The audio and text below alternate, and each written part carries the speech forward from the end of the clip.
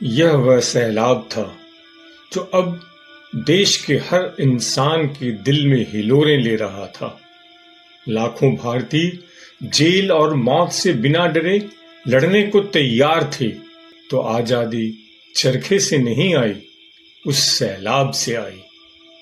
श्रद्धांजलि वर्ष 9 अंक 5 अगस्त 2025। सुनो सुनो, आजादी चरखे से नहीं आई।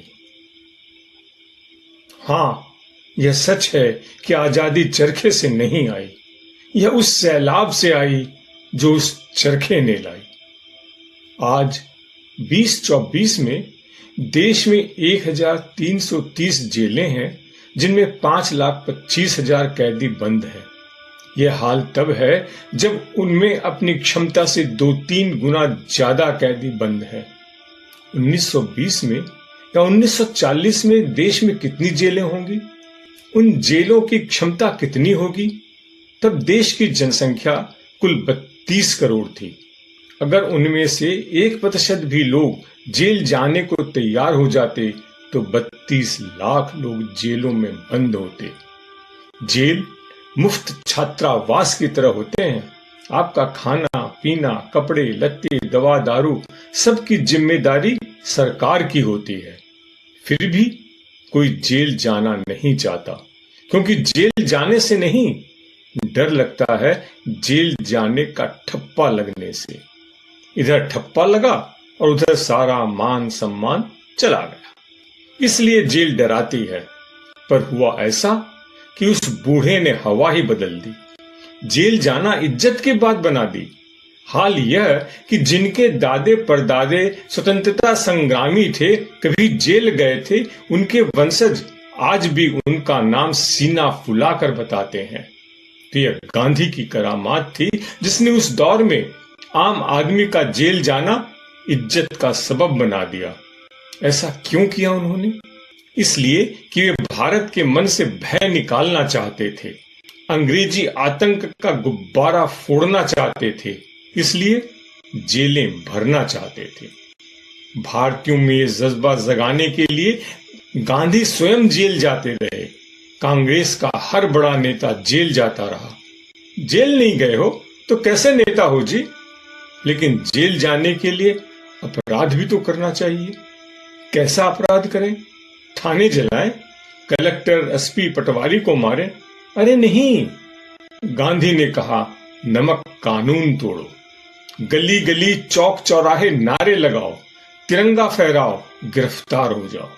सरकारी धाराओं का उल्लंघन करो, राजद्रोही भाषण दो, पर्चे लिखो, अखबार चलाओ, गिरफ्तार हो जाओ। शराब की दुकानें खुलने मत दो, मार खाओ, गिरफ्तार हो जाओ। इन सब के बीच पवित्र अहिंसा का संदेश आपके अपराध को जघन्यता की तरफ न जाने देने के लिए था। या अंग्रेजों का नहीं, आपका सुरक्षा चक्र था, क्योंकि जहां आप जघन्यता की तरफ बढ़े फंसे। अंग्रेज तो चाहते ही थे कि आप जघन्यता की तरफ बढ़े। आप मारें तो वे भी मारें। और चरखा मन मजबूत करने का तार बुनता था।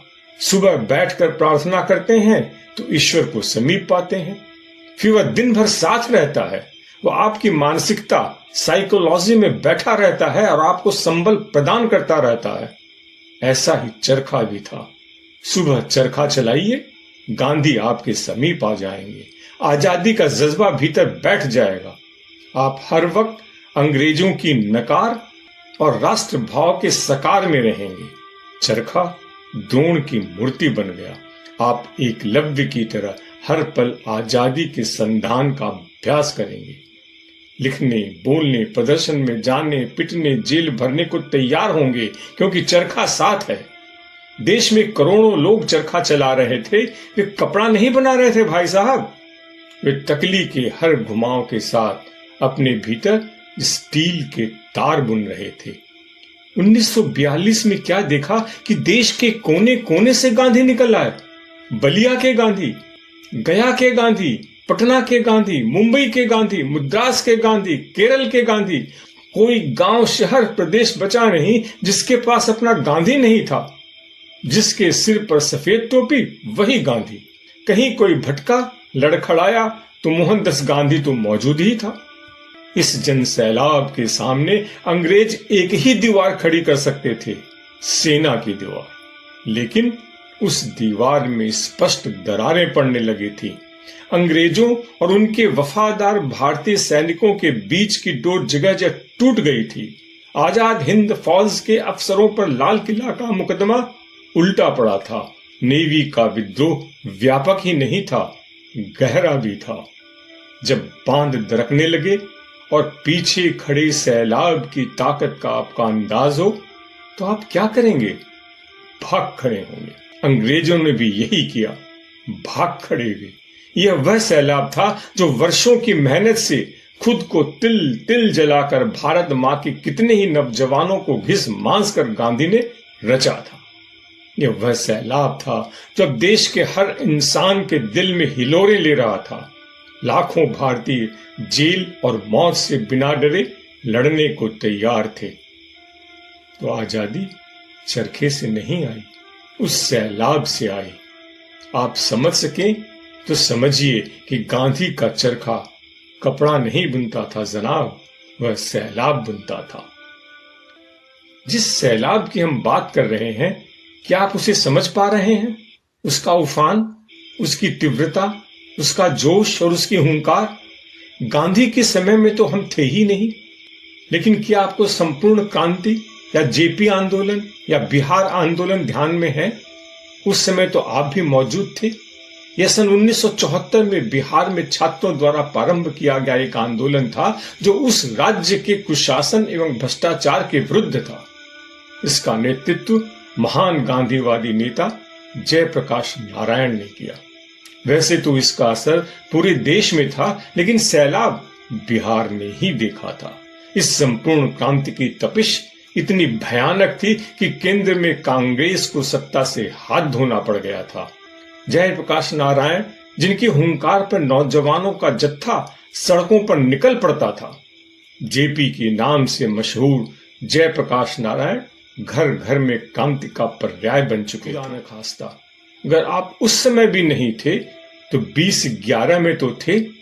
जन लोकपाल विधेयक के निर्माण के लिए जारी यह आंदोलन अपने अखिल भारतीय स्वरूप में 5 अप्रैल 2011 को समाज सेवी अन्ना हजारे के जंतर मंतर पर शुरू किए गए अनशन के साथ प्रारंभ हुआ। इस अनशन का प्रभाव समूचे भारत में फैल गया और इसके समर्थन में लोग सड़कों पर भी उतरने लगे। 16 अगस्त को अन्ना हजारे को गिरफ्तार कर लिया, किंतु इससे आंदोलन पूरे देश में भड़क उठा। देश भर में अगले 12 दिनों तक लगातार बड़ी संख्या में धरना, प्रदर्शन और अनशन आयोजित किए गए। अंततः संसद द्वारा अन्ना की 3 शर्तों पर सहमति का प्रस्ताव पास कर लेने के बाद 28 अगस्त को अन्ना ने अपना अनशन स्थगित करने की घोषणा की। इस आंदोलन में देश भर के युवाओं ने जोश खरोश से हिस्सा लिया और अन्ना हजारे को आज का गांधी कहा। इन दोनों सैलाबों में आपको गांधी के सैलाब की एक झलक दिख जाएगी। इन दोनों में एक समानता थी कि दोनों ही आंदोलन अहिंसा के सिद्धांत पर आधारित थे। यानी गांधी के बाद भी लोगों ने अहिंसा की ताकत को पहचाना और उसे अपना हथियार। मेरा देश महान। भैया, मेरा यह गट्ठर मेरी सर पर रख दो। मुंबई महानगर की एक सड़क के किनारे एक बुढ़िया लकड़ियों के एक गट्ठर के पास खड़ी उधर से गुजरने वालों से यह निवेदन कर रही थी, किंतु उसकी ओर देखकर सब आगे बढ़ जाते, कुछ तो मुंह बिचकाते हुए निकलते। काफी समय निकल गया, लेकिन किसी ने सहायता नहीं की। सूर्यास्त हो चुका था। बुढ़िया को घर पहुंचने और भोजन बनाकर बच्चों को खिलाने की चिंता भी सता रही थी। अचानक उसने देखा पैंट कोट पहने, टाई लगाए एक सज्जन उसी की तरफ आ रहे हैं। बुढ़िया कातर दृष्टि से उनकी तरफ निहारने लगी। जब वह पास से गुजरने लगे तब बुढ़िया ने उनसे भी यही निवेदन करना चाहा, किंतु संकोच के कारण उसका उठा हुआ हाथ नीचे आ गया और खुला हुआ मुंह बंद हो गया।